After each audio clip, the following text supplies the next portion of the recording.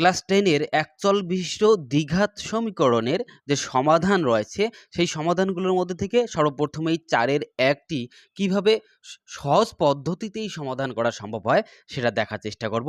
Dear students, তোমরা যদি সম্পূর্ণ ভিডিওটি মনোযোগ সহকারে দেখো তাহলে অবশ্যই ক্লাস 10 এর এই যে সমাধানটি রয়েছে এই সমাধানটি তোমরা অবশ্যই বুঝতে পারবে এবং পরবর্তীতে তোমরা নিজে নিজেই করে নিতে পারবে। সর্বপ্রথমেই প্রশ্নটি রয়েছে 3y² মাইনাস 20 আছে, তারপর সমান সমান 160 আছে, আবার মাইনাস চিহ্ন আছে, 2y² আছে।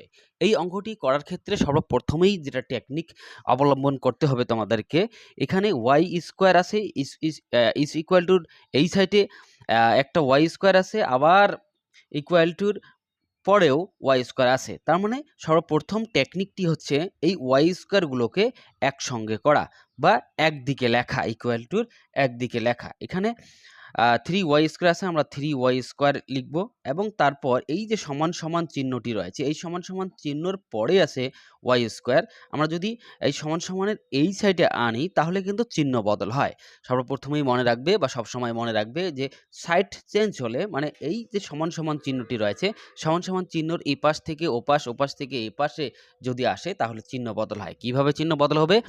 যদি মাইনাস থাকে তাহলে প্লাস হবে, প্লাস থাকলে মাইনাস হবে। তাহলে আমরা যদি এই 2² ইজ ইকুয়াল টুর এই সাইডে আনি তার মানে 2y² এর সামনে মাইনাস চিহ্ন আছে, এই জায়গায় লিখতে হবে প্লাস চিহ্ন। আশা করি তোমরা বুঝতে পেরেছো যে সাইড চেঞ্জ করলে চিহ্ন বদল হয়। এবং তারপর সমান সমান আছে, সমান সমানের পরে সমান সমান দিব এবং তারপরে 160 আছে মানে 160 আছে, 160 লিখবো। আবার এই সমান সমানের এই সাইডে আছে -20, -20 আছে, -20কে যদি ওই সাইডে নিয়ে যাওয়া হয় তাহলে চিহ্ন বদল হবে। তার মানে 20 সামনে মাইনাস চিহ্ন আছে, তার মানে এই সাইডে লিখলে প্লাস হবে, তারপর 20 আছে 20। আশা করি তোমরা বুঝতে পেরেছো যে দ্বিতীয় লাইনটি কিভাবে আসলো। দ্বিতীয় লাইনের টেকনিক কি?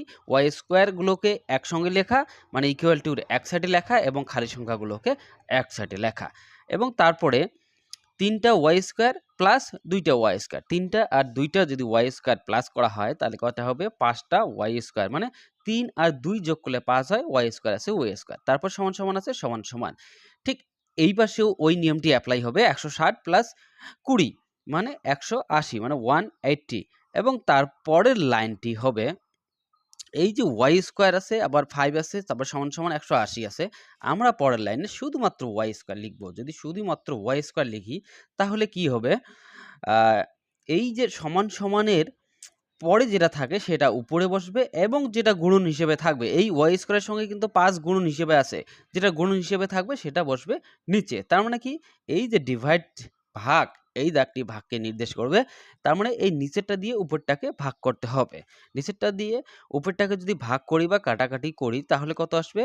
3 × 5 = 15, 5 × 6 = 30 মানে 36 আসবে। এবং তারপরে এখানে আছে y² সমান সমান কত হলো? পরের লাইন 36, y² 36।